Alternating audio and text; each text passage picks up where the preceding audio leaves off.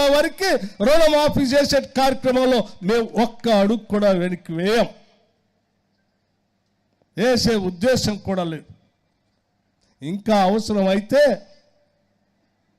మన ప్రజలు కదా 2 లక్షల పైబడి ఉన్నటువంటి వాళ్ళకు కూడా మనం హామీ ఇవ్వకపోయినప్పటికీ, మనం ఎన్నికల హామీ పెట్టకపోయినప్పటికీ ఆ పైన ఉన్నటువంటి వాళ్ళు కూడా ఎవరైనా కట్టుకుంటే దానికి సంబంధించి కూడా మనం కొంత వెసులుబాటు తీసుకొని చేద్దామని చెప్పాం.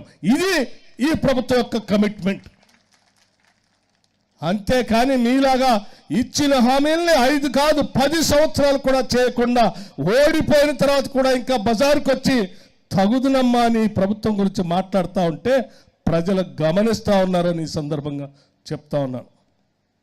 మిత్రులారా, ఈ ప్రభుత్వం కేవలం రుణమాఫీ చేయటమే కాదు, అనాదిగా రైతుల కోసం మీరు వదిలేసినటువంటి ఇన్సూరెన్స్ను కూడా రాష్ట్ర ప్రభుత్వం, రైతులు కట్టే డబ్బుని రాష్ట్ర ప్రభుత్వం కట్టబోతా ఉంది. రైతుకు కట్టాల్సిన ఇన్సూరెన్స్ ప్రీమియంని ఈ రాష్ట్ర ప్రభుత్వం కట్టబోతాం. కట్టింది కూడా ఇప్పటికీ.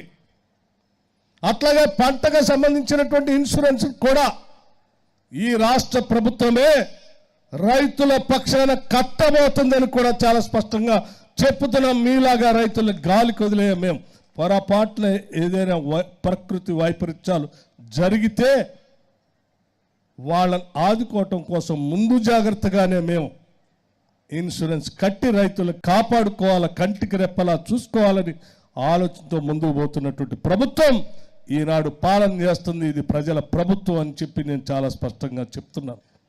అంతేకాదు, కాంగ్రెస్ ప్రభుత్వం వస్తే కరెంటు పోతుంది, కాంగ్రెస్ ప్రభుత్వం వస్తే రైతులు